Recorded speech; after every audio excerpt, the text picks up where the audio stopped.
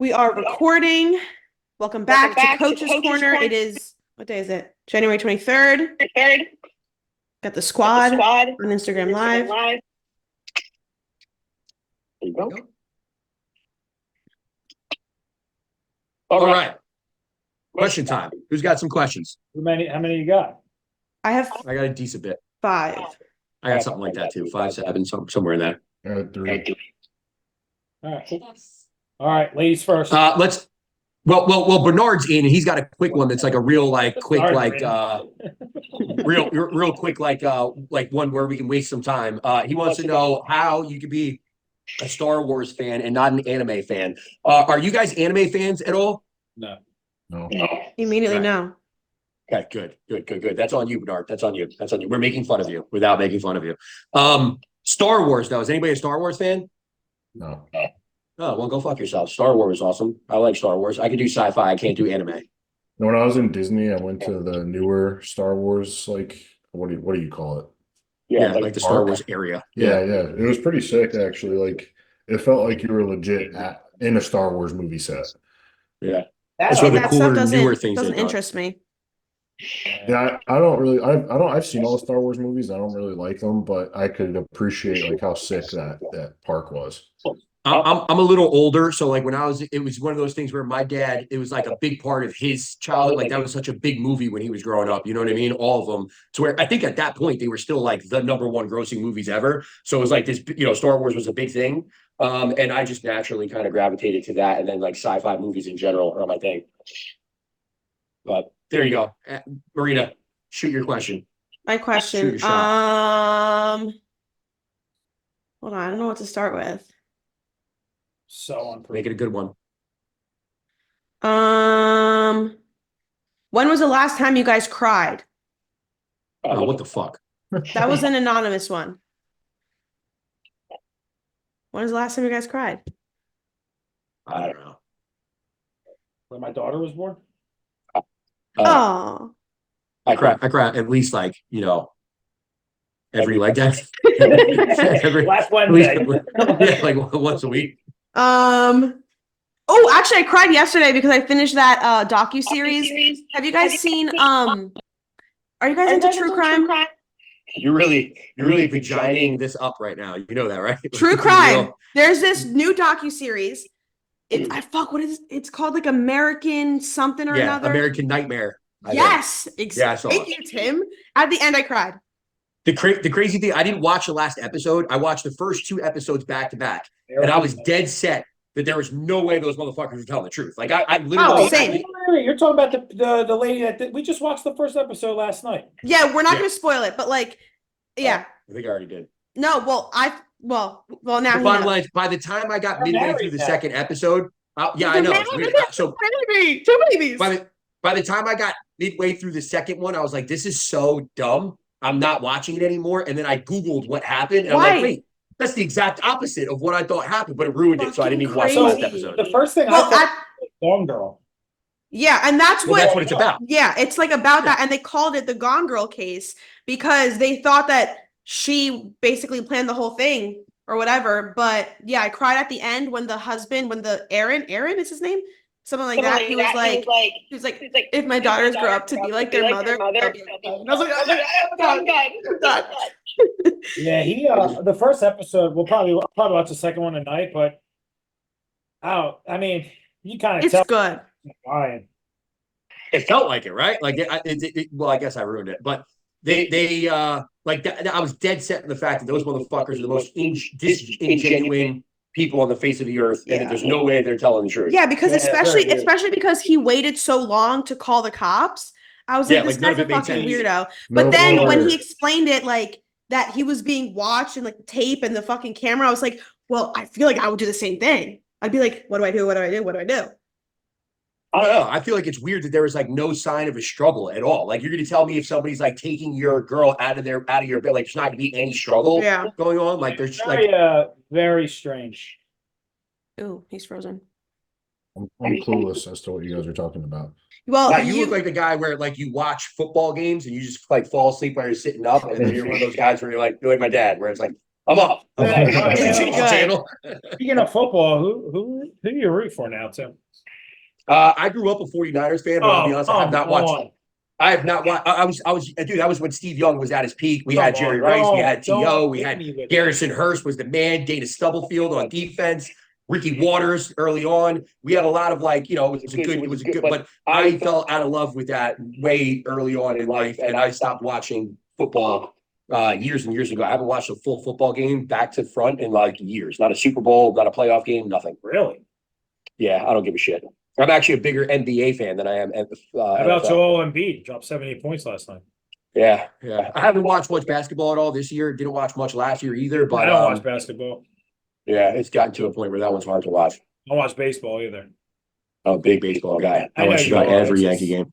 It's just too slow for me. I like UFC and football. Oh my god. All right, who's next? I'm the guy where on Facebook I only post about the Yankees, and then like nobody likes it and nobody like follows me because I post too much about the Yankees, and I just keep going. How many Yankees hats do you have? A lot. Too I'm many. sure to you have a count. different one on every week. I try. Representing, Should we actually like do bodybuilding questions now and act like coaches or what? I suppose. That life is getting boring, but I'll do it. Justin, I knew it was coming. Mr. Manager. Okay. I'll go. Shoot, Chief. I have so many like open-ended questions here. Do you recommend fats pre and post workout? If so, what kind? Anybody? So I'll shoot. Not a lot. I think it depends, right, on who the individual is, what's the phase, right? So like if it's somebody like we're pre-contest, right? I found that having some in maybe pre-workout might slow the digestion down to that pre-meal, especially like when food's lower, help them a little bit with like more sustainability with the food through the workout. Post-workout, typically if I have someone doing like an immediate shake or like some quick isolate with rice cakes or cereal or something, or like super carb powder, and then I have like a full meal an hour and a half later, typically we might put some fats in there. Obviously, depending again, if it's like a competitor, if there's insulin in or something like that, it might not. But yeah, that's how I would say to, even with like a lifestyle client, if it's like a heavier deficit diet phase, whatever you want to call it, and foods are on the lower side, especially pre, I might put some fats in, make some coconut oil, almond butter, grass-fed butter, something like that. Yeah, I usually the same. I would just say the same thing. I try not to do many fats in the pre and post workout meal for obvious reasons. We don't want to slow digestion, but in the case that we are going to put some in there, it would be like an MCT based fat, like MCT oil specifically. Coconut oil is great though. Grass fed butter, like you said, are great. Those are two. I think grass fed butter is probably one of the most underrated fat options.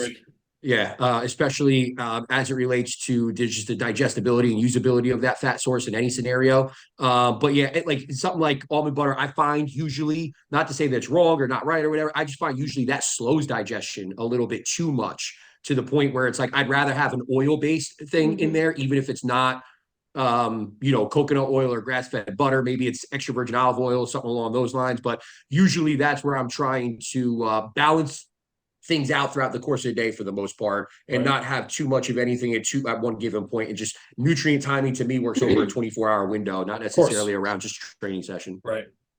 Yeah, that's exactly what I've been doing. Pre and post workout, I just add like a few grams of coconut oil or butter, grass-fed butter, and it's been fine for me. I don't like to have like higher fatty meats like steak or beef pre or post workout, just because it adds to that, and I can feel it kind of just sitting there, but a little bit, not too much. Just say Humalog fixes everything.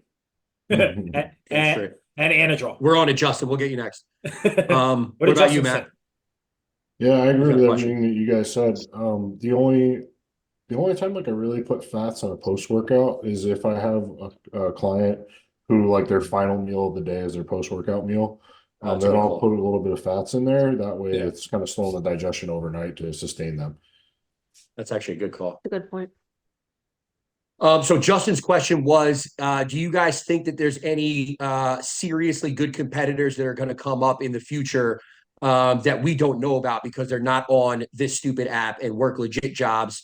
Not necessarily a blue collar one, but just somebody that's more focused on life in general and being a good bodybuilder rather than focused on the influency shit. Do we think that there's those people out there? I think 100,000, 20%, but we wouldn't know. Yeah, if they're not on Instagram, I won't know. And they probably work harder and they're probably more focused. I think So- they do. You do see them though. We do see them, right? There's these people that come out all the time. What about that guy, Stu, whatever his name Stuart is? He got a- Sutherland. yeah, he looks like a fucking freak all Who's of a that? sudden. And I don't know if anybody really knew who he was until he won his card. He won USA's and he had like 200 followers. Yeah, and What now about- he's I love that. obviously like damn near 300 pounds in great shape, and just getting better and better and better. There's also the guy that won the Olympia a couple years ago, the amateur Olympia. Sorry to get his card. He won the overall at the amateur Olympia. And granted, that's not like the highest quality of show as far as getting your pro card, but he still won that, and he never had an Instagram. Like, you know what I mean? Nobody knew who the hell that was. He kind of came out of nowhere. So we do see them. They're out there. Like I think unfortunately though, once you do take that next step, in a lot of cases, it's like your growth as a competitor kind of relies on that. You know that, Justin.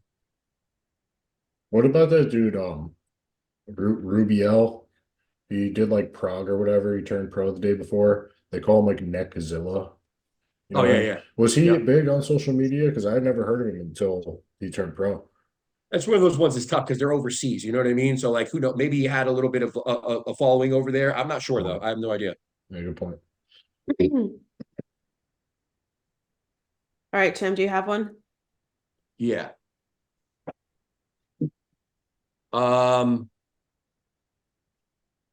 Let's see here. What are the benefits and risks to training to failure?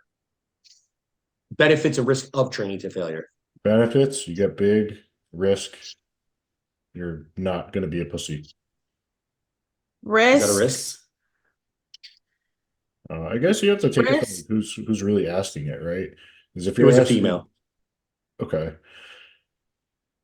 I feel as though there's risk when you do anything in the gym, right?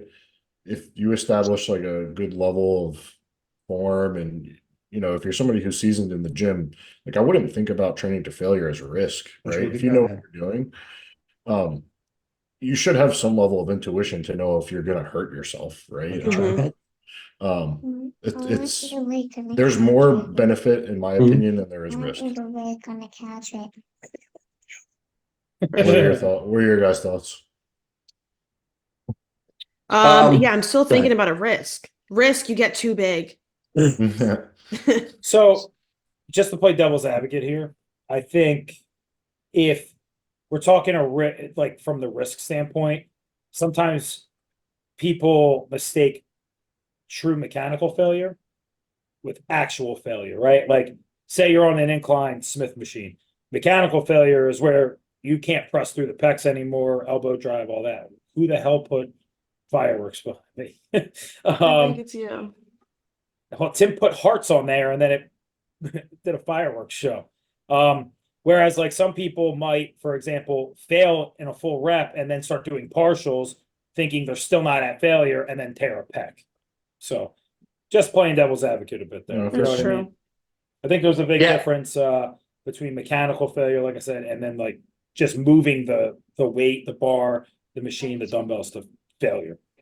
I think if we're going to play devil's advocate, I think the scenario where we really wouldn't want to push training to failure or true failure in any way, shape, or form is going to be when there's other areas that need to take precedence as far as recovery is concerned. Mhm. So if we're working on a gut health case and we need to repair, somebody's gut in some way, shape, or form, do we really want to be pushing the most amounts of your most amount of recoverable volume in training when it's like we need that recovery to go towards repairing this gut lining potentially, or somebody's maybe coming out of an area where they got themselves hurt in some way, shape, or form, and maybe it's a shoulder issue that they're recovering from, but we're training legs on that day. Why not go to failure? It's my legs. I could train those hard. Well, again, are we spreading ourselves too thin from a recovery capacity perspective? Right. That would be one scenario. And then another scenario is what about just at certain points, life in general might dictate how much we can recover from more than even we want to admit sometimes. And I know over the course of my process, it's never been one of those things where I'm going into a situation thinking that I'm going to be quote unquote overtraining or overdoing it in some sort of way where my recovery is going to be. I always find that out afterwards. It's retrospective, right? Mhm. Where it's like, God damn, I feel like shit. I'm not sleeping, whatever, something's jacked up somewhere. And like, I'm trying to think about why. And it's like, well, maybe it's because I do need to like bring back the volume a little bit on my training because these other things are happening in life over here that's requiring more of my, kind of whatever stress capacity. You know what I mean? And I just don't have the ability to be able to recover from all this. I don't know if I would say stop training to failure in that case, more than I would say let's bring down total volume. But again, that might be a scenario where somebody wants to train more overall sets. And it's like, okay, well, that's where the rubber meets the road in those situations, right? Do you want to train whatever it might be, 20 sets and take all those to, 1 to 3 RIR? Or do you want to train, maybe whatever, 12 sets and take all those to flat out failure? I think that's really going to be dependent on how somebody approaches the gym and really goes with it. You know what I mean? Yeah, of course. Good point. Yeah. So, all right, everybody got their piece in on that one. Anybody else got one question? Yeah, Matt, do you want to go? Yeah, so I got one from like a kid from my gym. Somebody who's newer to the gym is getting some good results, but can see like plateau coming through. So he said, I'm eating a lot, but I'm not growing anymore. What should I do? Eat more. Yep. Or So- as Justin would say, take more Anadrol. Train Yeah, harder. Let's say he Eat more. signed up with any of you guys, right? Any of us. Like, what would your steps be to get him on a path to growing? I would obviously analyze like body composition and see where he's at. You know what I mean? Like how's digestion, how's hunger levels, like where are we at as far as food is concerned. I think we've all been there. Humalog again. That's another one. But I think we've all been there. Obviously, it's probably one of the more common things, too, as far as like, Next people question. having issues with the amount of food that they're actually ingesting versus what they think they're ingesting, and really making sure that we have that locked in where they're actually, Mhm. eating X amount of food. You know how it is. Like you give somebody 3,000 calories right out of the gate and people are like, oh my God, it's so much food. It's like, dude, you said you're eating a lot. Like this isn't that much food in reality. You know what I mean? We're barely breaking 3,000 calories here, right? So I think there's a lot to kind of analyze there and go through. But ultimately, I think that's one of those where it's like, you have steps as far as progression are concerned, right? And if you've met those steps and you're still in a relatively good spot to be able to grow, you have two things or I guess three things in my opinion. If you're an enhanced athlete, you have, drugs, then we have food, and then we have training. You know what I mean? So it's like, which one of those levers are we going to pull to be able to drive this response? And that's it's as simple as that sometimes. Mhm. Yeah, I Yeah, was gonna- definitely. Sorry. Go ahead, Go Maria. ahead. Sorry. No, go Oh. ahead. Yeah, so like what Tim said, get all your ducks in a row. But something that I think Tim missed is just recovery as well. Like, are you taking your rest days? Are you sleeping? Like, are you on the little shit to make sure that you're actually growing, which happens when you're not, like when you're recovering. Go ahead, Steve. So, yeah, just to piggyback off like what you guys said, I think like Tim, especially what you said, the first thing is see first how much he's eating, and then where's his body fat at, right? Where's his meal frequency and timing at too? That's huge, right? If he's only eating like 2-3 times a day, maybe he's just not fueling enough to get that metabolic response, So we would have to know all of that, of course, and then maybe he just needs a mini diet, right? Mini diet phase, clean things up, to reestablish an appetite and metabolism. Also, too, blood work, right? Yeah, it's a good one. See where the hormones are at, see where his thyroid's at, things like that. So obviously, as we all know, there's so many factors that are going to play into it. But I think like the first main one obviously would be like what you both said already, like make sure, see where his body composition's at. It might just be as simple as like a month or 2, 3 month, diet phase and just reset it. Yeah. Yeah, blood Or work it is a could- good point too. Because so Yeah. many guys nowadays have low test. Yeah. It could also be a thing where it's like, you don't necessarily need to chase scale weight. You know what I mean? Scale weight doesn't equal muscle growth. You know what I mean? If anything, sometimes that scale weight's going to equal growth, but it's not going to equal muscle growth. And you're just getting fatter at that point. You know what I mean? Sometimes you just need to dig in and let that food do its job, let your training do its job, let the drugs do its job. And over time, you will create an environment that's conducive to having more food in there, period. Yep. I agree with everything you guys said. And actually, a good point, not to this question, but a good point that you brought up, Tim, is I remember back in the day, like the popular thing to do in like high school was to bulk, and kids would bulk for like a month and gain like 25 pounds of fat. So that is definitely not the answer either. No. But yeah, I think we covered that one pretty well. I think too, another thing that's important too is like for people to understand that growth is never linear, right? So like you could have a growth phase where we're pushing food and like your food Well, gets if you to a use max trim, it'll be linear.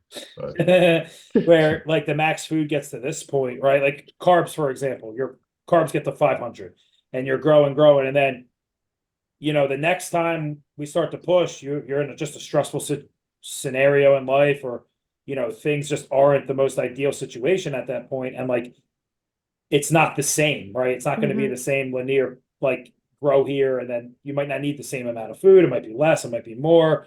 You might not be able to push as aggressive. Other things might be going on. So I think that's important for people to realize too. Oh yeah, for sure. Not every phase growth is going to phase be is the same. different. And every prep, every diet phase, everything's always going to be different. So I think that's important too to note. Yeah, sometimes it's better to look at performance in the gym as the more direct marker of muscle development rather than weight gain. You know what I mean? Yeah.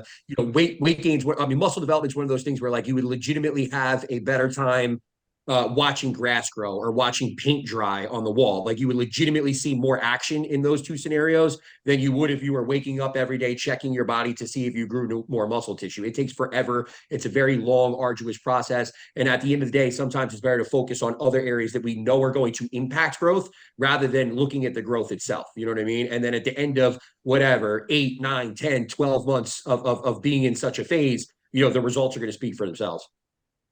Yep. I had a question that somebody actually just sent to me right now, and I don't even know what this even means, so I don't know if any of you guys will, but this guy said, "What's up with the pre-workout pretzel fad?" Hey, what is that? I have no idea. Pretzel? People eating pretzels? I don't. That's literally what this says on my screen. It says, I like the idea. I like pretzels. Sounds delicious. What's up with the pre-workout pretzel fad? No, I've never heard of it or seen it. I have no idea. Yeah, I've never seen that. Does this person say All right. thoughts on? Thoughts Another on dumb Primo TikTok versus trend. Cannavaro. Coleman, I have never seen that before. I've never seen that either. I honestly, I probably wouldn't recommend. Like, are we talking like what pretzel? Bro, I don't know. Soft That's literally hard pretzels? what's what it says here. He typed it on the question. It says, "What's up with the pre-workout pretzel fad?" And then Coleman said it's another dumb TikTok trend. All right, so I guess we don't need to waste any more time on that. Thoughts on Primo versus Anavar? I just followed up because I feel like it's specific They're for both great females trends. or for division, but For And females, I would imagine. right? Primo versus Anavar. Yeah. So both have their thinking- place. Yeah, I think both have their place, sometimes even together. I would say Anavar to me is going to drive a little bit more muscular fullness, Yes. right? It might even be better in a pre-contest phase if we were going to specify, Yes. like where one would be better than the other, because again, the way that it acutely changes the look of the physique, whereas Primo might be a little bit of like a harder, drier game. Actually, I guess that would make sense too then in prep, maybe at different points. But at the end of the day, again, to me, Primo's a little bit of a harder, drier look. But at the same time, Primo is going to be a little bit less toxic on the body based on the fact that it's injectable, it's not oral, so there's no first pass in the liver.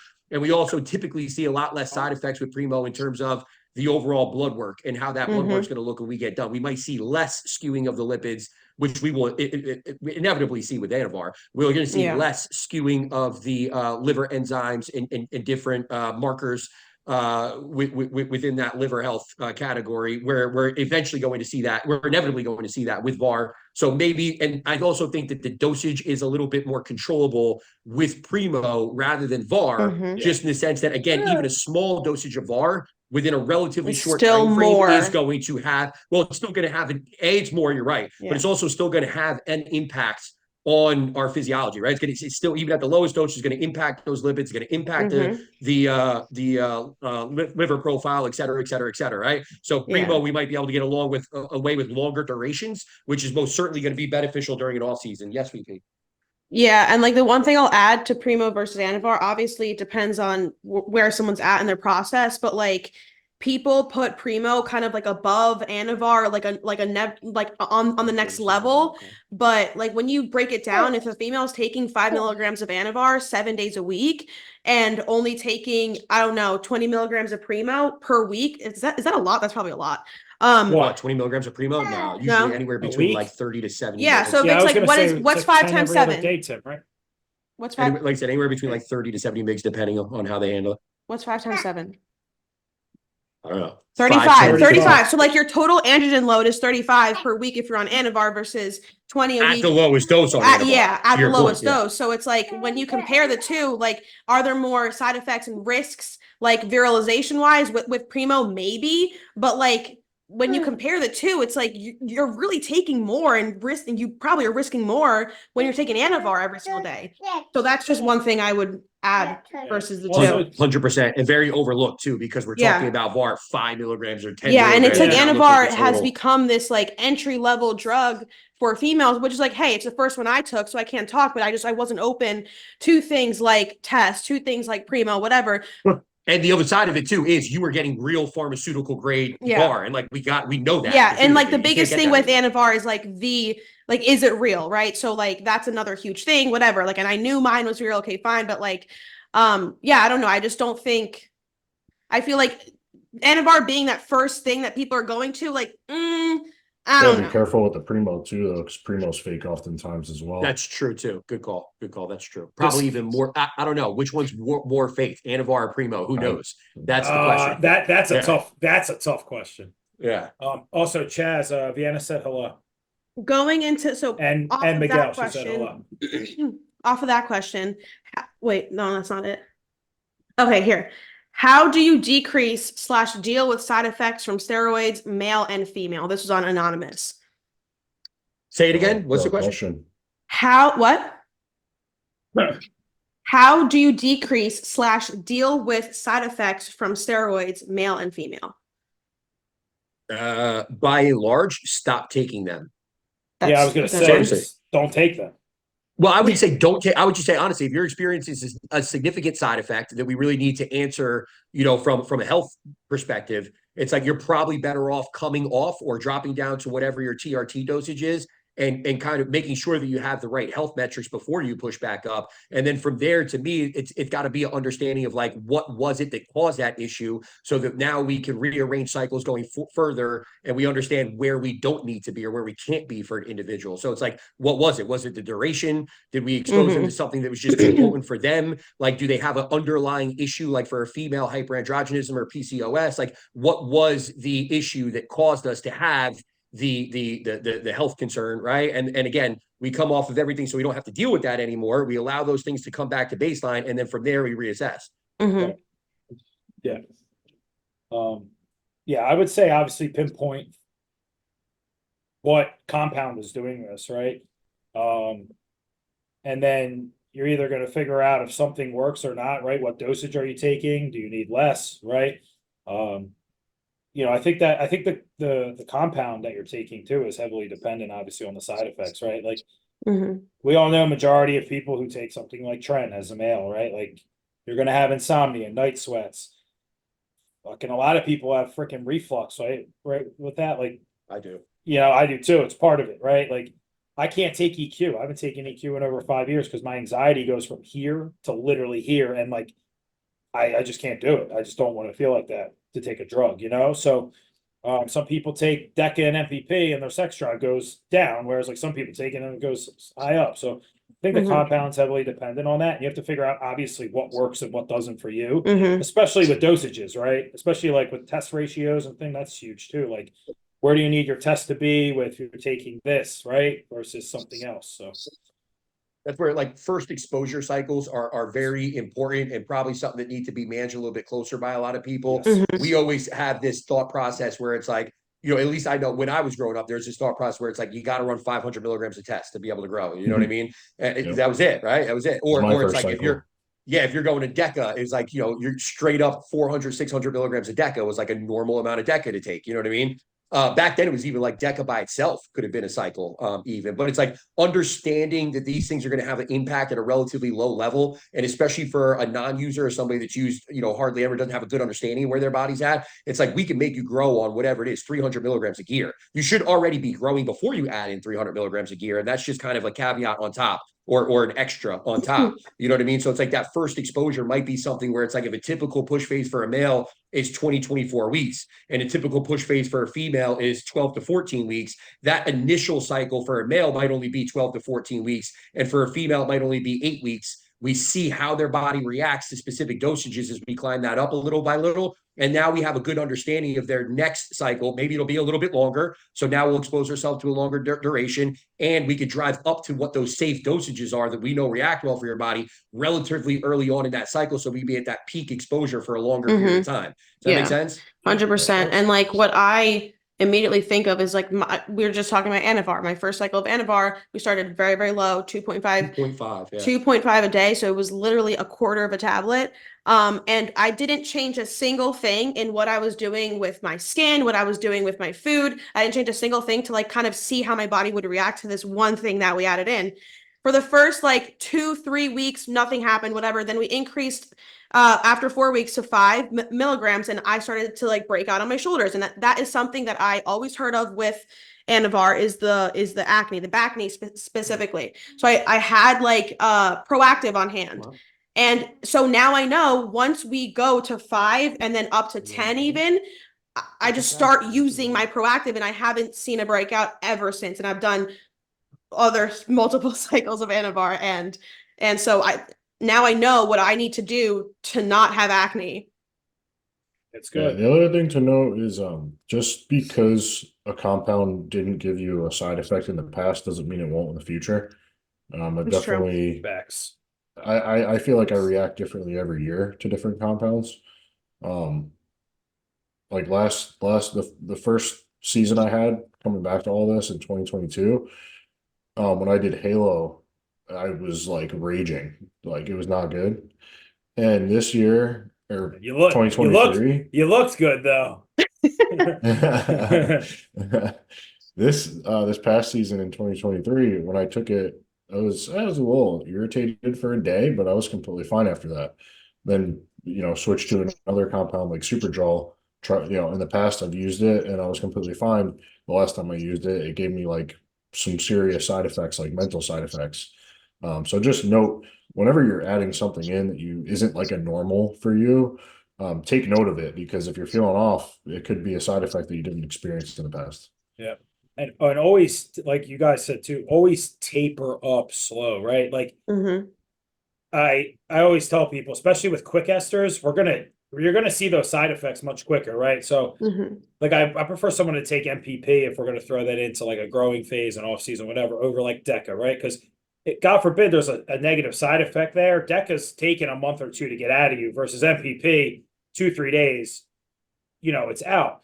So if you're going to say you're trying to taper things up to say 100 every other day, start with like 25, right? See how you feel after a week or 2.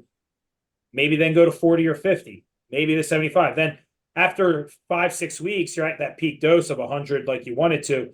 See how you feel. If your test is still at 500 and you feel okay, you don't need more testosterone. But if you start to feel a little shitty, sex drive is down, you might need, they always say, what is it, Tim, 2-to-1 ratio, like of nandrolone and test the nandrolone.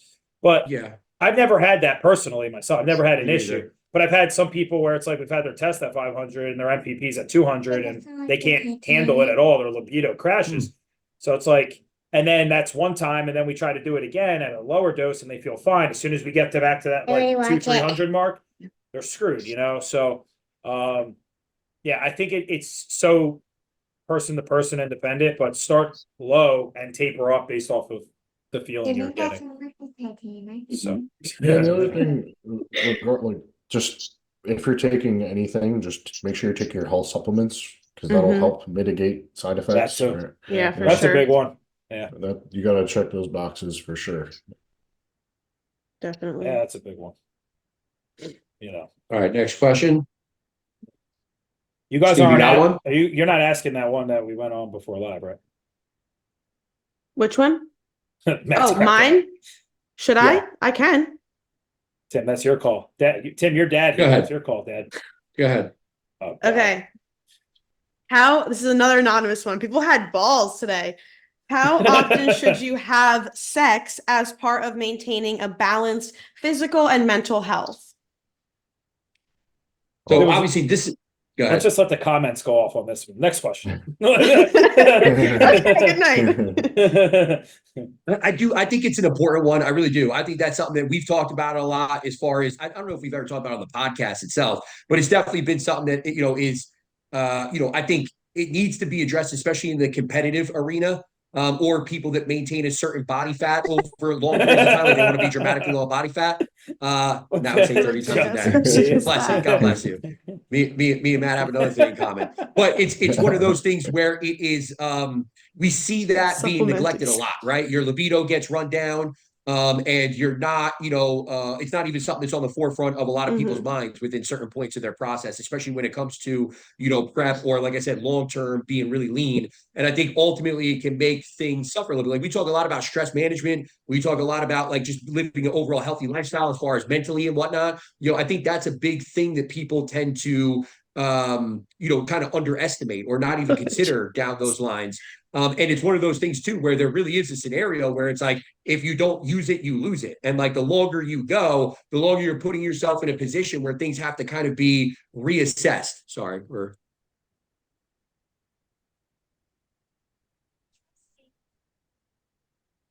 Go ahead. Is everybody gonna wait for me to type in Barbie? Nobody wants to follow You're up on like that question. mid-thought. Yeah, you're mid-sentence. I don't know what I was saying. All I was saying was that's something that I think gets overlooked and definitely needs to be considered as part of somebody's healthy lifestyle, maintenance of relationships, maintenance of, healthy body image, maintenance of yourself and good moods and good vibes and all those different things as far as, like I said, stress management, relaxation, and being able to kind of be, happy and positive on a regular basis. I think that's part of like a human, just life. You know what I mean? So, and I think it gets swept under the rug constantly. Yeah, no, I mean, like, I feel like that's, again, fuck. It's like, it depends on like the people, the couple. I don't know if you're in a relationship, whatever, like what the other person's needs are, but also like you shouldn't be, like Tim said, neglecting it. If you aren't, eager to get it on, then maybe something's going on. So I look at it from like a moral perspective. So personally, I feel if you're not in a healthy or if you don't have a relationship or a marriage, I wouldn't put sex on the list of things that will make you happy because I just Also don't. true. Good point. Now if you are in a relationship, I think it's extremely important that sex is frequent, as frequent as possible. And that's all I'll say about that as my wife listens. I'm at the 30 times a day. All right. We're on the same page. I'm with all the guys we're on the here. same page. Once every 45 minutes. I mean, it's a lot of performance, but mama ain't raised no bitch. That's why this guy doesn't have to do any cardio during prep. That's why my beard keeps flourishing like this. Just constant testosterone just flowing through. Okay. Oh my God. On the sex note, how many babies do you want? I know Matt's done. Steve, how many babies do you want? Me or my wife? Both of you, because you're one. You're together. 2.5? Definitely one more. We said if a third happened by accident, we wouldn't be upset or mad, but definitely 2. Dude, I would Nice. lose my mind if a third happened on accident. Actually, I would lose my fucking mind. That's funny. I wouldn't be doing this shit anymore. I wouldn't be fucking bodybuilding. I'll tell you that.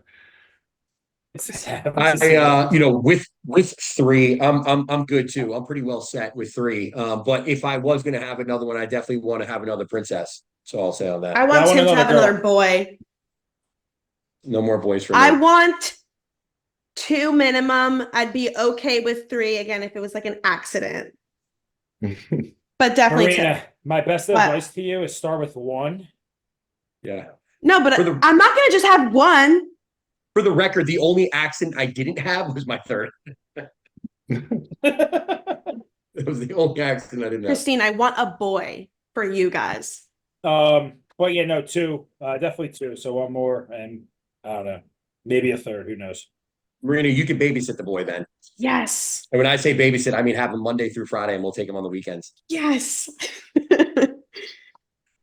You All right. can take you can take Vienna too for a night. I'll take everyone's kids. I used to work at a preschool. I was with 3 and 4 year olds. They were my Yeah, so I'll absolute trust you. favorite. Yeah, They're you my can take favorite. literally all the kids then. She- You'll be until like, you Love realize she- kids. Fuck Until it. you realize she got fired for eating Nice. all their lunches. I she's wish. she's like Chris Farley in the freaking Billy Yeah, Madison. exactly. That's A hilarious. little bit. Calm down. That's too funny. So I have a question. Do you feel like you were ever misjudged at a show? Was your placing ever misjudged? No. Yes. Well, Right. no, that's not true. No. I got last place last time, and they told me it was because my gyno was too bad and it needed to be corrected. So that's fair. It's realistic. It just didn't seem fair at the time because it was one of those ones where like we came off stage and they were like everybody congratulated me, and then obviously that night I got dead last. And Jerry Ward was actually the judge at the time, who passed away not that long ago. And I saw him after the show, and he basically just said, "Dude, there's no, it was too bad." I think I was Yeah. always Steve? judged fairly. Yeah, I feel like I just hate discussing shit like this because what's done is done. Like it's a Mhm. subjective sport, and I don't ever want to like I tell clients like before shows, like, listen, first or last play, it is what it is. Nothing's changing. That's what the judges see. As long as you're at your best, you're better than your last show. If it's just another, like if it's not your first, or if it's your first show, enjoy it, enjoy the process, right? The whole goal is to obviously want to do this again. But I feel like at Junior USA's was a little whatever we want to call it. I had Terrence Ruffin came up to me backstage afterward, and he said something to me and my dad and a couple others who are very well respected within like bodybuilding and all that. So but I don't say that, if other people say it, so be it, but it is what it is, what That is one of those ones. We've all had clients in, or at least I know we have, Steve, where we have clients in those bigger shows, and it could very well feel, very easily, it can feel like you get overlooked, right? Especially when those days get a little bit longer. Maybe you have somebody in a later, division like men's physique or something like that on a men's day, and they're going last, and then it's just one of those things where it turns into like, shit, I feel like we got so sped up, and it just there could definitely be those feelings there, and I understand it. But like you said, it's one of those things where it's like, it's the name of the game. I mean, that's we all signed up for it. Yeah, and like I That's said, possibility. I've never been one to complain like that or It's not going ever. to change. The placing's not going to change no It matter is what. what it is. It don't matter, Mhm. man. Life goes on and shit happens, and I've always found that just to take it like, okay, you weren't good enough for those 10 minutes, and fuck it. It is what it is. Suck it up and get better. You know what I mean? I really am a firm believer that when you lose, no matter how, everybody works hard, right? At the end of the day, everyone wants to win. When you lose, you gotta either take it one of two ways. You're either gonna use that to motivate you, as cliche as it sounds, it's the God's honest Mhm. truth, or you're just Mhm. gonna fold and so. I think Matt Jansen has a saying there where it's just like, and it's usually I find these little sayings to be cheesy and not really something I'm going to buy into really easily. But his whole thing, be undeniable. You know what I mean? That comes from the idea of stepping on stage and being unfucking deniable. And it's like, if you're not winning, then you're not undeniable. Go back, do it again, come back undeniable, and Exactly. case closed. I love Yeah. that. Yeah, I did have an instance where I felt I was misjudged. I mean, I'm not a judge and I didn't lose any sleep over the placing. Like I understand what you guys are saying, but I definitely felt like this one was kind of a bullshit call. And I like the kid and he could be in here, I don't even know. But at Easterns last year, I felt I was robbed pretty heavily of probably an overall. But yeah, not something I lost slept over. I just used it as fuel and fucking turned pro 6 months later. Mhm. That's Mhm. right. Yeah, I do agree with that one, even though, I mean, one of the first things I said to you was, hey, we ain't changing it, dude. You're better Yeah. than Big Cat, and now we'll just go to Universe, and that was the initial plan, but it is what it is, it happens. What are you gonna do? So, Yeah, you just can't let it like bother you if it no, happens. Like, you know, Yeah. maybe if you're like fucking at the Olympia and a $400,000 check is in line and you feel like you got robbed, you could be a little upset about it. But for a regional show that nobody's gonna remember at the end of the day, just don't get upset. Like I said, getting upset's not going to change a goddamn thing. So, True. all right. So, wait, where are we at? What's your favorite part about coaching? My favorite part about coaching is seeing my clients, like their habits spill into the rest of their lives in a good way. I love that. My favorite part about coaching is watching something that's been well laid out and well executed come to fruition. And when it's like, you're in that contest prep and literally every single lever you pull on somebody works like a fucking charm straight up into being exactly how you want. And maybe it's not even to win the show. And it's something where it's like, you take whatever, a top 3 placing, you don't win, but you showed up exactly the way that you wanted to show up, and it just wasn't the look that they wanted at that time, or you got bested, flat out, plain, sweet, and simple, right? But like everything that you did up to that point was something that worked, and it worked exactly how you imagined it in your mind, and you were able to make further adjustments there based off of the way that that worked, and there was no like there was no like real roadblocks that got in the way. Like that to me is where it's like, everything is like, and it does, even that's prep. It could be like a recovery phase in some way, shape, or form where, female comes and they haven't had their cycle for 3 years. And it's one of those things where it's like, okay, let's do this, this, and this. And just in like 2 months, they get their first cycle in forever. Or, they're telling you that they haven't seen this body weight since they were in high school, whatever it is. When it works, and it works exactly the way that you thought it up, because we know how semi rare that can be in reality. You know what I mean? When it works to that degree, it's like, that's my favorite. I love it. Like it's hard to replace that. yep. Yeah, I mean, just, I guess, generalizing the question, it's hey, So many Sam. kids. They're all over. Just seeing, like you said, Tim, seeing somebody come to you, have a goal at hand. And also too, like some people don't even know what their goal is, right? We've all experienced, like they come to you and they're like, I just need to get better. I need to get healthier, whatever. And then Mhm. you just see an entire life turn around, and like that they're adding time onto their life at the end. Mhm. That they're bettering their blood work, right? Without even knowing it throughout the process. Like they don't, and just seeing it, and on the flip side too, just when somebody has a specific goal, seeing it come to fruition, right? Like, when Matt got back into all this, 2.5 years ago, and he reached out to me, and I'm like, dude, we got work to do. Like, he looked like a fucking bag of potato chips. And seeing it 2 years later, like what we got to of him getting a pro card, like there's nothing better than and more gratifying than seeing like a team's work, right? You and the client come together and bounce off like the ideas off each other, and you lay the plan, they execute, and seeing it come to fruition is awesome. That's probably the best part of it, regardless of what the goal is. Okay. Yeah, you guys really couldn't have explained it any better. And just, I mean, just to give a couple examples of those things in the short period I've been like officially coaching, I really started like March or so of last year, like officially doing it.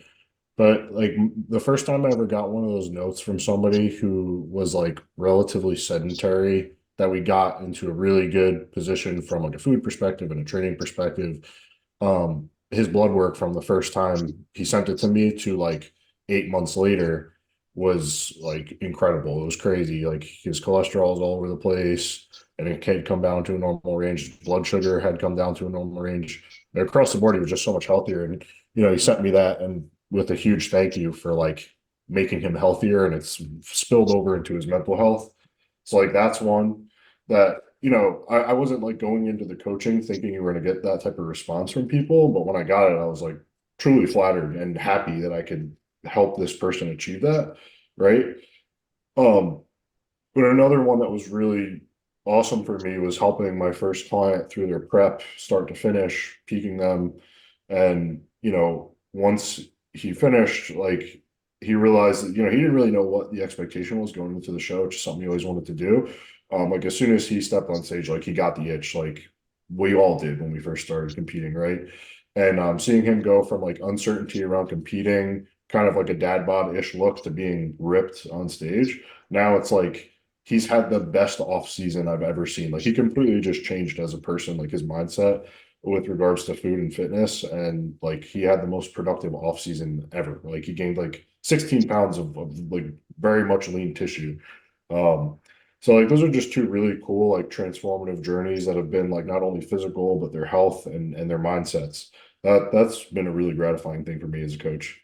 If Matt was a potato chip, he'd be a plain ruffled potato chip, like just a plain Ooh, ruffled potato chip. that If makes Steve was a sense. potato chip, he would definitely be cheddar and sour No, cream. he would be barbecue. No, definitely not. Who Cheddar and asked sour that? cream, 100%. Oh, And chill if out. Who am We're I? talking What am about I? chips. Who asked that? I'm just coming up with No, it, you Tim said is it. You just said it. You said if Matt looked like a bag of bag potato of chips, and potato it got my chips. head This spinning. this And- this segment right here better make it on Instagram tomorrow. Marina would definitely be spicy. No, yeah, spicy chili Oh, chill Doritos.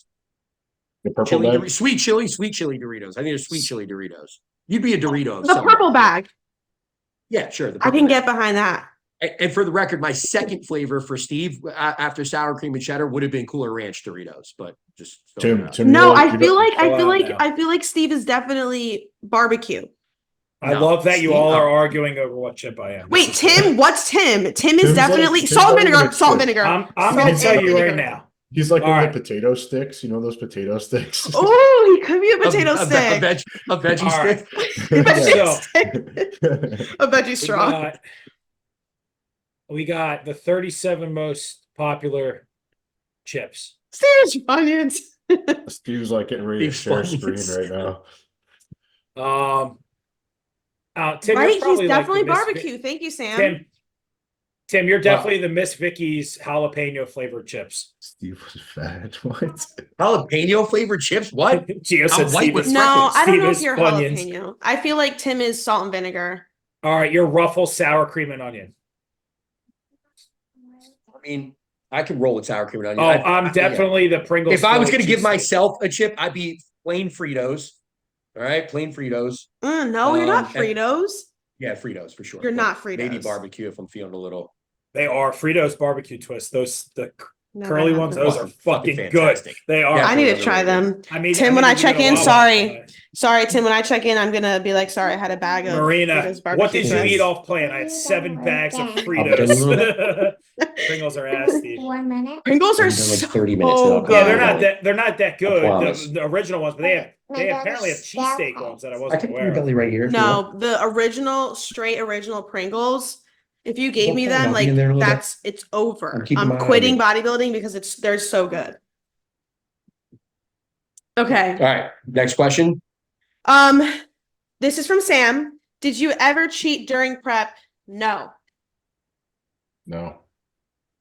Steve? Steve definitely cheated. I What was the definitely question? cheated on my Sorry. first prep What was multiple that? times. What was it? Did you ever cheat during prep? No, never once. I definitely did my first prep without a doubt. Did you? Yeah, No. but I was also with. I swear to God, my first prep, the coach had me in it was like a 5-month prep, my first prep, and it was ultimately I was like 143 pounds or something like that was like the lowest I got. Ended up full as I could get at that point. It was 148 was my end weight. So it was just one of those ones where it was like I was dragged through the mud for way longer than I should have been, and I was doing at the time he had me doing a session of cardio, 2 sessions of cardio a day, and didn't give me a time limit. It was just calories burnt. And the highest amount of calories I had to burn in a day was 1,200 calories. And that was literally when I look back, I had 1,200 calories to burn every single day for 8 weeks straight leading into. So like I got murdered, absolutely murdered. Yeah, I mean, My first honestly, I'd probably cheat too. I lost every ounce of muscle I had on my legs on the Stairmaster, that prep. That's horrible. Yeah, next question. I'm out of questions. Yeah, I got, actually, Steve, you want to go? I feel like you haven't gone at all. I thought you never asked. Shoot, Chief. How do you restore a female's period after being in an unhealthy deficit for so long? Get Hold out on, of the deficit. wait, hold on, I have more. This gets worse. Mm.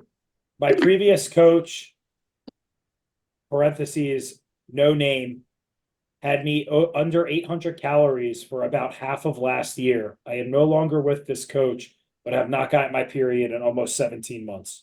Dude, why would he feed you that many calories? That's way too much. That's rough. I missed the Um, beginning part. I was in the comments again. How How to do get the you- period back. Yeah, so essentially So- she's asking how to restore her period. She hasn't gotten it now in 17 months, and the guy who oh she's pregnant. The guy who coached her before had her on under 800 calories for half of last year, and she said she's no longer with them. Yeah. So So- first and foremost, eat food. Yeah, you gotta Food's start probably going to feeding. be. Yeah, you So you can feed. your body's essentially it's not ovulating because it's not in a state where it feels like it can It's safe. reproduce. Yeah, where it's safe to be able to reproduce. So you got to make sure that you're living a life of more abundance. Like at the end of the day, it doesn't matter what you care as far as the scale weight is concerned. It doesn't matter what you care as far as the way that your body looks. At the end of the day, right now you need to eat. You need to recover that ovulatory cycle that we're looking for. And eating and getting food in and actually like reducing, like we talked about before, like phases where you wouldn't want to train to failure. You Mhm. can still go to the gym, but maybe scale back that volume. Don't trade to failure. Give your body the time that it needs to be able to fully recover before you're accepting more stress. What's the lifestyle like? What are your hours at work? What kind of job do you have? Like where there's so many different things to start to look at there. But if we were to put it into the quickest, easiest way to be able to explain this would be eat so that you're in a state of abundance, rest and relax so that you're in a state where the body can ultimately recover that HPTA axis. And then from there, it's going to be managing stress, via lifestyle factors as best as you can, right? And you have to understand with that, right? I think this is a very important thing for women. The gym is not your outlet. It never is. It never Mhm. will be, and it should never be viewed as that, right? Can training be emotional and something that we all look at from a standpoint of where it helps us mentally? Yes, but at the end of the day, it can't be the mental component that we're relying on to be able to be healthy mentally and emotionally, right? There's other things out there that you can rely on for that. It can't be training because of situations like this, right? Training is a stress. There's no two ways around that. And if you're adding that stress on top of all these other factors, you're going to be in a situation where it's harder and harder for your body to fully recover. Boom. Yep. Cool. Tim, you got any more? Yeah, I got plenty, and I know we're running out of time. Did you ever have any clients drop out weeks before a show? Yes. Yeah, no brainer there. Yeah. I know I have. I can't really remember specific. I know I've had clients where I'm like, listen, I'm going to tell you need to drop out. I've even had a couple instances where it was kind of like a back and forth, where it's like, well, I don't want to drop out. I've already done so much, blah blah blah. And it's like, whoa, like Real quick for this, the female asking I'm this replying. could be stress too. Stress. Could be stress. Could be It could lifestyle even be factors, honestly. hydration, right? Yeah. Hydration, stress.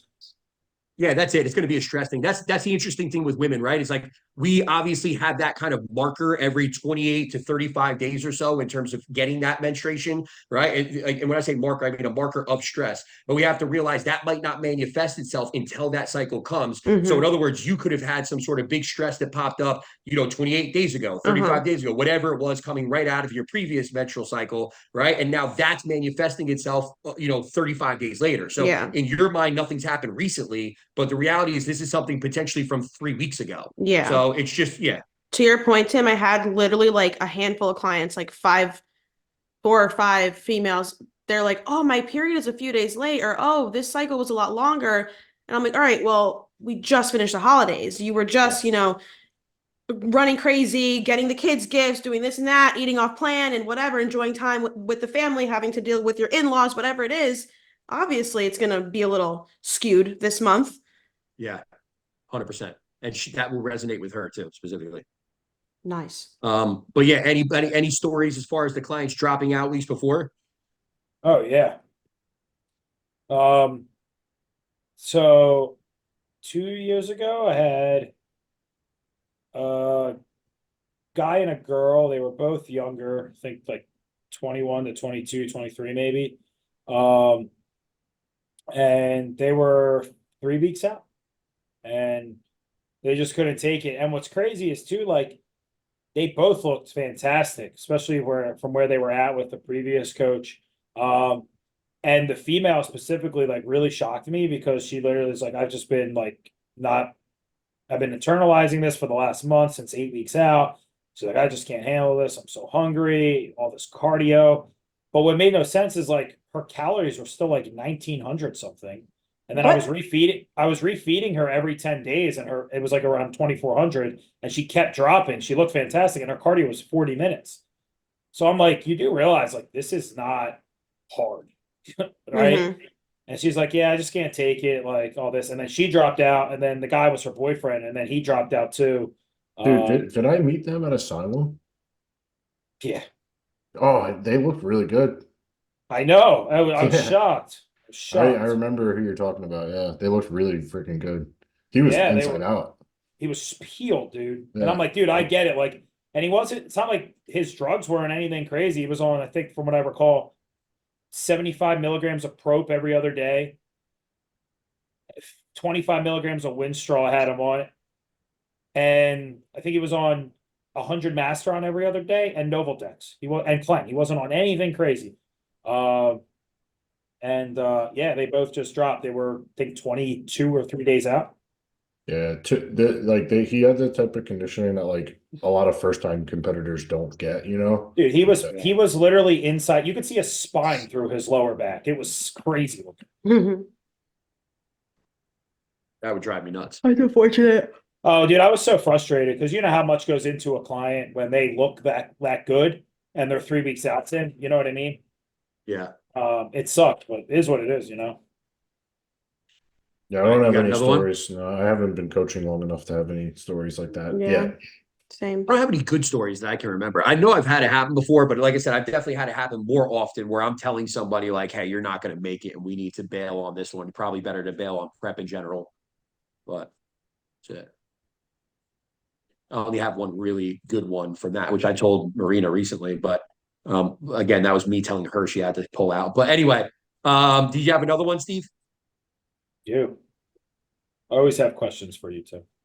Shoot, Chief. So this was actually a really good one. How do you as a coach help a client understand that results take time in a society where comparison is so high due to social media and drug usage is at an all-time high in the industry of competing? That's a good one. It is. That's all right. It is a go. Yeah. So the question is like how? How do you get that through to someone? How do you, as a coach, help a client understand that results take time in a society where comparison is at an all-time high due to social media and drug usage is also at an all-time high in the industry of competing? Tell them to get off this. I agree with Gio here completely. I was just about to say Yeah. that. Tell them to get off social media if they're can't stop comparing. And then you also just have to continue to hound into them. You have to continue to hound into them that everybody's journey progression rate is different. Everybody's yeah. genetics are different. Most of this comes down to genetics at the end of the day, whether anybody wants to hear it or not, right? Yeah.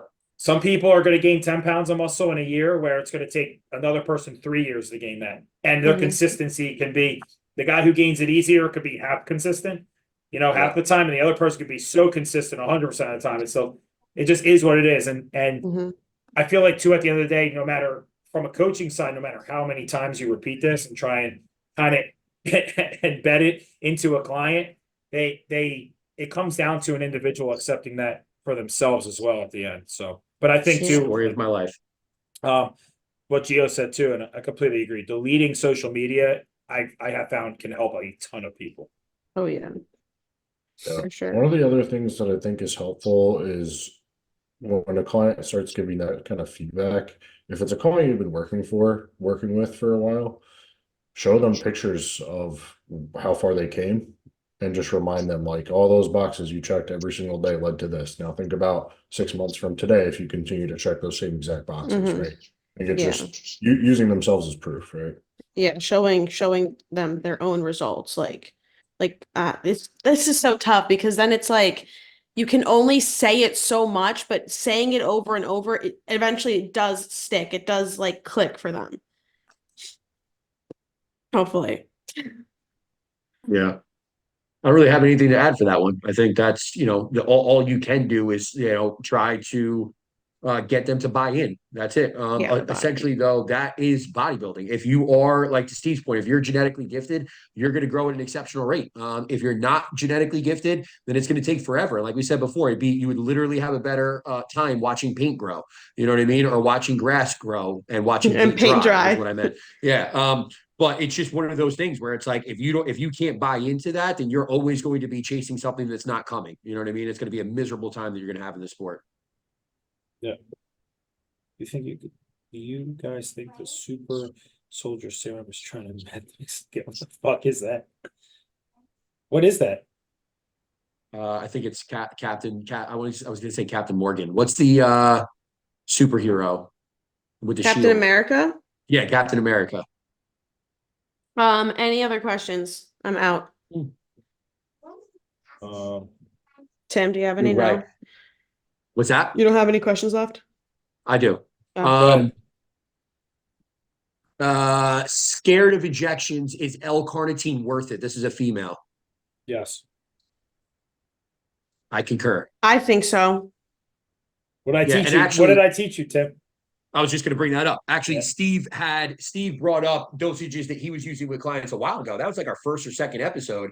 And Yeah. since then, I've actually increased the dosages that we use with clients anywhere from we used to be somewhere around 200 to 400 milligrams, right? It was really where I'd be up to 600 milligrams in some cases. But because of a lot of the blends that we like are in that 200 to 400 milligrams range, that's where we typically would be. And now I have been pushing people up to that 600 to 1200 milligram. Actually, the 1200 milligram range is like a fucking game changer, dude. If you get somebody to go to, I'm about to go up there. Seriously, absolute. Start It is. It's blasting absolutely L-carnitine. Yeah, especially for women too. It's one of those ones where, again, the way that I've been explaining it to a lot of people, I had this conversation with a client today that she's in that primer phase of prep. And I'm like, this makes a lot of sense here because it's going to improve us on a cellular level, start improving that fat burning process, but it's obviously not a game changer like Glen is or T3, T4 might be later to prep. This is something we could use for longer periods of time. It'll influence performance. You use it in off season, in contest prep. And again, when you're in those phases where it's going to be,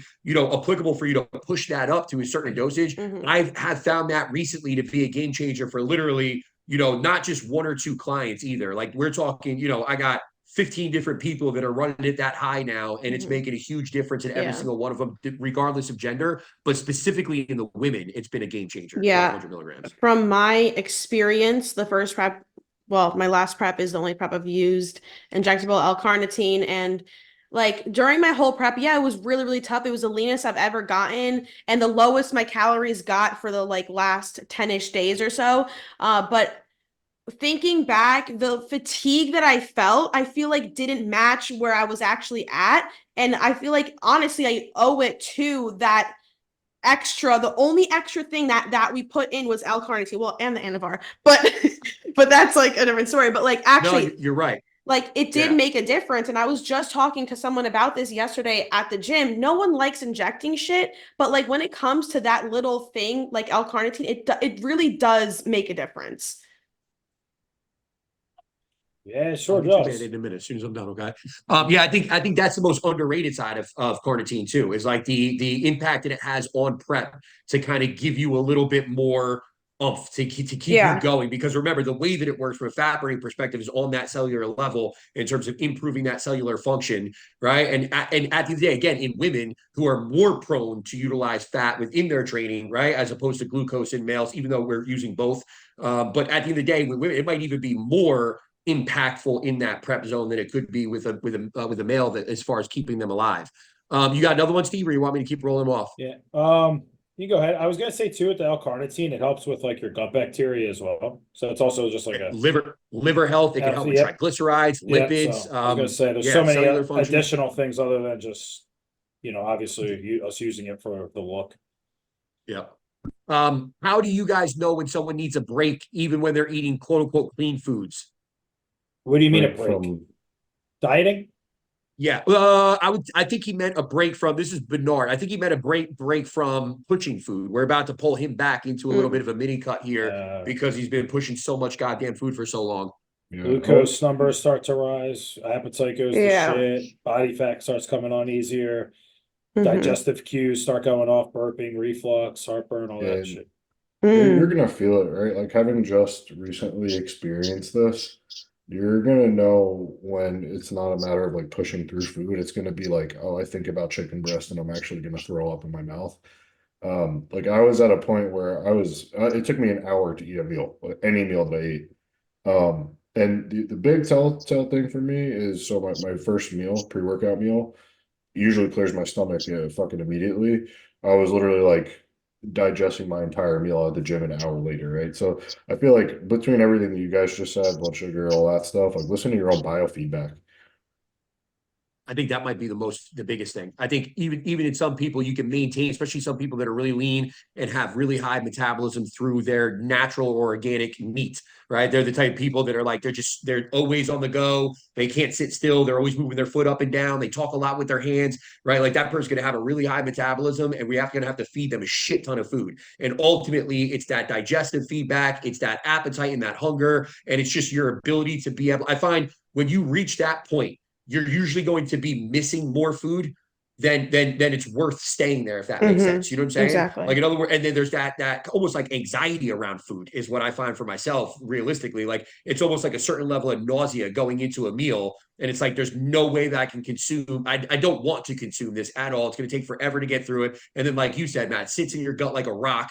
You know what I mean? And then it's just what becomes one of those things where it's like, if I'm missing my last meal every night when my food is that high, that's not just missing a meal at that point. You're now missing 150, 175, 200 grams of carbs a day. So now I'm no longer eating 1,000 grams of carbs. I'm eating 800 grams. What's the point of even keeping the plan there? You know what I mean? Let me pull it down to something that's more manageable at 500 grams of carbs for whatever it might be for a little while and allow the body to reset a little bit and kind of get some of that functionality back there before you do push back up. But again, I think it's one of those ones too where it's like every individual case, has its specificity here, right? Where it's like, Bernard, you're too fat, and that's why I'm pulling you down. His hunger is good, digestion's pretty good, right? But like at the end of the day, and he's not fat by any stretch of imagination. A lot of people look at it like, oh, he's super lean. But again, in the off season, compared to where we've come from, right, out of prep to where is now, he's starting to get that softer look, and we're no longer able to, push up food and have this physical response to it anymore. That's like, hey, we're filling out, we're looking good, we're looking harder, we're getting more athletic. It's just we're getting softer, and then we're getting softer, and it becomes a point where, like we talked about many times this podcast, Diminishing you're going to grow return. muscle tissue at a very, very slow pace, especially relative to the rate that you grow body fat. And then we talk about nutrient partitioning all the time, but I think people have been inundated with like glucose disposal agents and Geo talking about Humalog that people forget. The reality behind nutrient partitioning is literally like how much of these calories that are coming in are going to go to muscle tissue versus the amount that's going to go to body fat. Both are metabolically active tissues. So if that body fat comes up, right, there's more of those nutrients are coming in and they're going to preference over to that body fat. That's a lot easier for the body to sustain. The body wants to sustain it a lot more, right, than the muscle tissue. And then you're going to have less calories going to muscle. And you're obviously in a spot there where it's just not conducive to muscle growth anymore, period. Right. Yep. Anybody else? Tim, you got any more?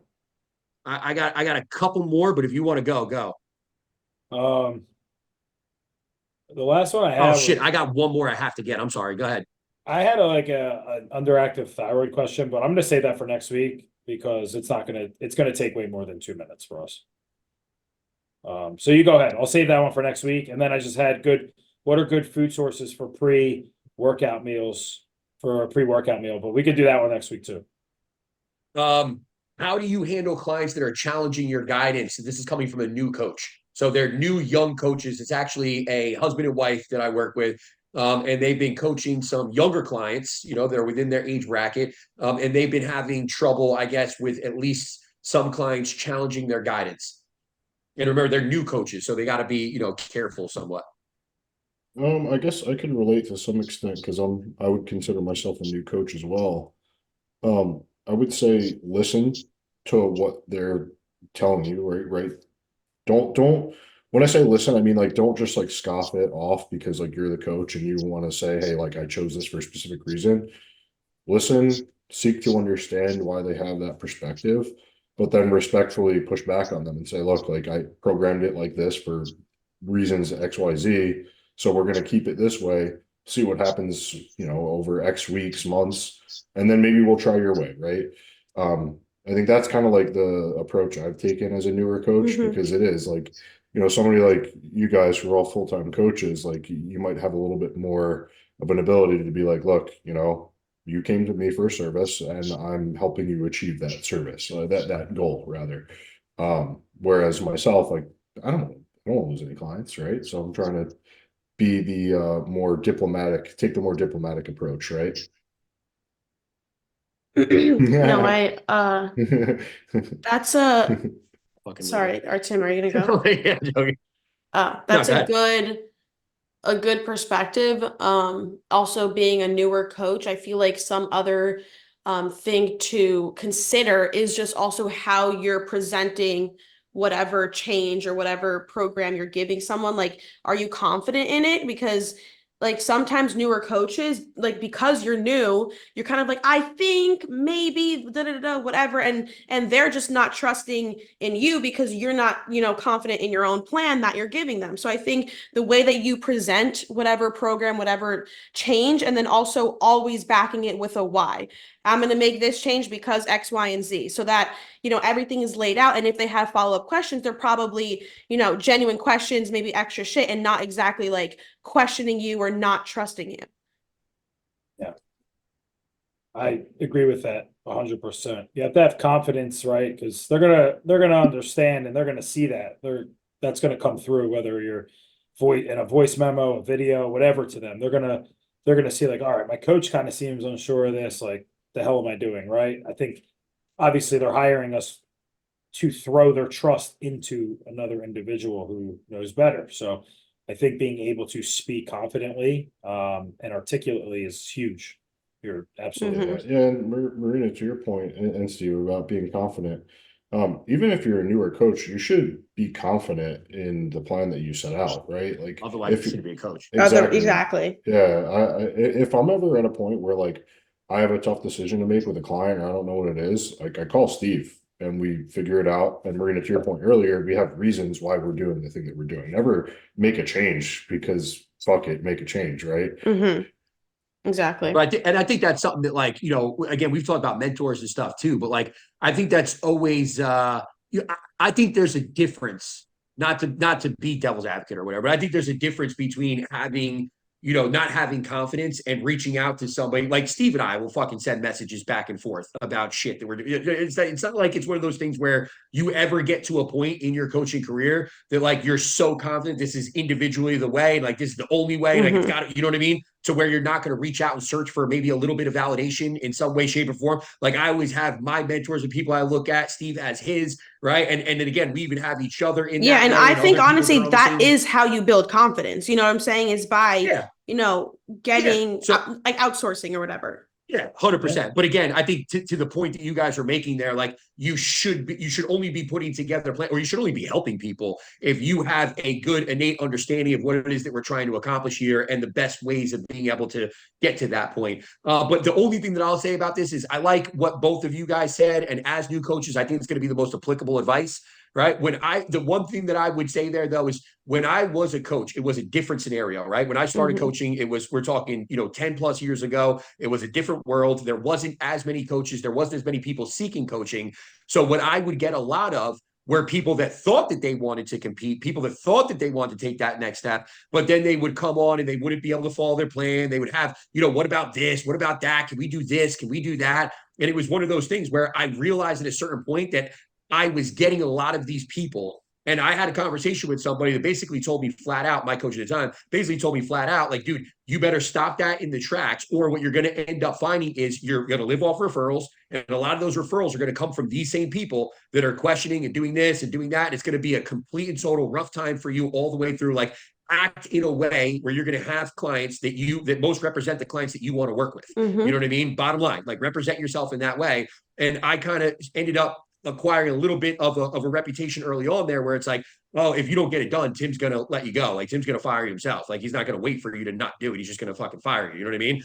And you know, to everybody's point here, like I don't think every coach right now is in a position to do that. Again, it was a much less saturated market when I was doing it. There wasn't the same level of clientele when I started to do it. But I think that did push me into a path where it's like a lot of the people that we get now. Do we still have lifestyle clients that struggle and need some support? Yeah, totally. But I rarely have people, you know, kind of going through that. I rarely ever have somebody that's like questioning it. They might want more feedback. They want to understand it better, right? But they have full buy-in. And I also think that probably comes with time and proof is in the pudding type of concept. Yeah. So I don't know what you could take Yeah. from that necessarily, but I thought it was worth bringing it up. Tim, Like how old were you holding- when you started Oh, coaching? sorry. I don't know. What was 2013? What was I like 10 years ago? I was like 27, 28, somewhere in there. Dude, so Yeah. when you started bodybuilding, you were probably like sending Polaroids to your coach in the mail. Yeah, the first set of check-ins I was doing with a coach was on a flip phone. No, it wasn't even a flip phone anymore. It was one of those ones that came up sideways. You guys remember sidekicks and Mhm. shit? Yes. Yeah, it was one of those. And like we would legitimately and then you'd have to send pictures via email. And that was it. From Croatia. Someone said Um, hi from Croatia. Well, shit. Croatia. But yeah, what Tim just last said, holding your clients to a standard, like holding your clientele to a standard is like a good thing too. All right. 7:36. We done boring the people or what? Yeah. Save the rest of it All right. for next week, I suppose. Do your little shingding, Marina. My what? Oh, my exit. Oh, thank you everyone for Shit. listening. Thank you for everyone who's on the live. Here because of Matt. Nice. And Nice. we'll see you My next wife's week. gonna love that. Get your Well, questions welcome here to in. work out with a. Sorry, Marina. What the fuck is going on here? Oh, All right, I'm out of here. See you guys. yeah, That's you're it. getting. I'm out. She's getting the block button. I want to go to That lady's getting the Croatia. block button. Oh my god. Okay, sorry. Go ahead, Marina. No, I think I said goodbye to everyone. I Oh, said okay. thank you. I said get your questions in, and that's All it. right, fair enough. And block that cross fit, whatever it is. Nope. All right, later, guys. All right, guys. Good night.